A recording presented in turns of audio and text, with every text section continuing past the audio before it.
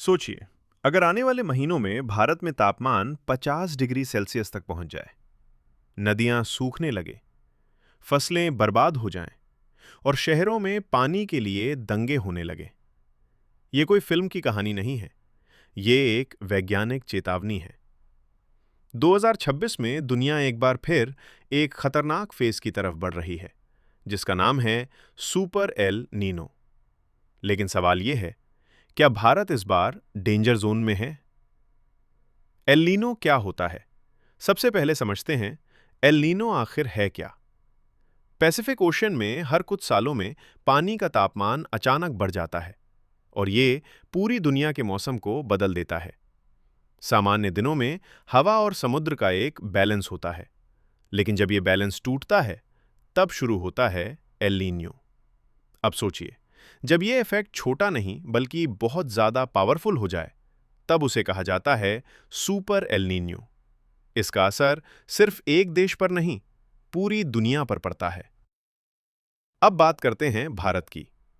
India पहले ही extreme heat wave झेल रहा है और अगर सुपर एल नीनो आता है तो हालात और भी खराब हो सकते हैं। एक, रिकॉर्ड ब्रेकिंग हीट। तापमान 45 डिग्री सेल्सियस से ऊपर जाना कॉमन हो जाएगा कुछ इलाकों में। 48 से 50 डिग्री सेल्सियस तक पहुंच सकता है। 2, वाटर क्राइसिस। नदियां और रिजर्वॉयर्स सूखने लगेंगे। ग्राउंड वाटर लेवल डेंजरसली नीचे चला जाएगा। 3, एग्रीकल्चर कोलैप्स। मॉनसून कमजोर हो सकता है, फसलें बर्बाद, food prices skyrocket. 4, cities in danger. Delhi, Nagpur, Ahmedabad जैसे शहर हीट आइलैंड बन सकते हैं। बिजली और पानी की डिमांड एक्सप्लोड करेगी।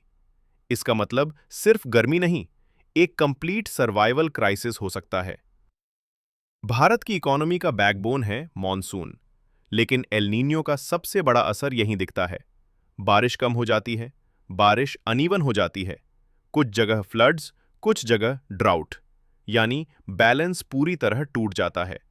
इतिहास में भी कई बार एल नीनो के कारण भारत में ड्राउट आया है और इस बार साइंटिस्ट्स इसे स्ट्रॉन्ग कैटेगरी में देख रहे हैं।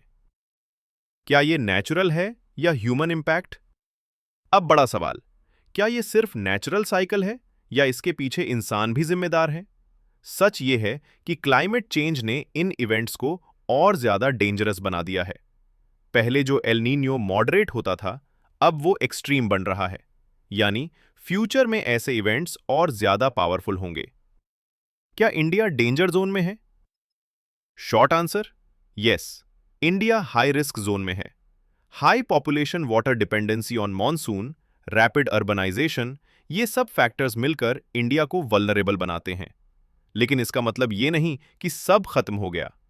अगर सही प्लानिंग हो, वाटर मैनेजमेंट इंप्रूव किया जाए और क्लाइमेट अवेयरनेस बढ़े, तो हम इस क्राइसिस को हैंडल कर सकते हैं। लेकिन इग्नोर किया तो आने वाले साल बहुत मुश्किल हो सकते हैं। अगर आपको ऐसे ही रियल और शॉकिंग ट्रूथ्स जानने हैं, तो चैनल को सब्सक्राइब करें, क्योंकि यहां हम सिर्फ खबर नहीं बताते, सच्चाई दिखाते हैं। नेक्स्ट वीडियो, 2050 में इंडिया का फ्यूचर कैसा होगा?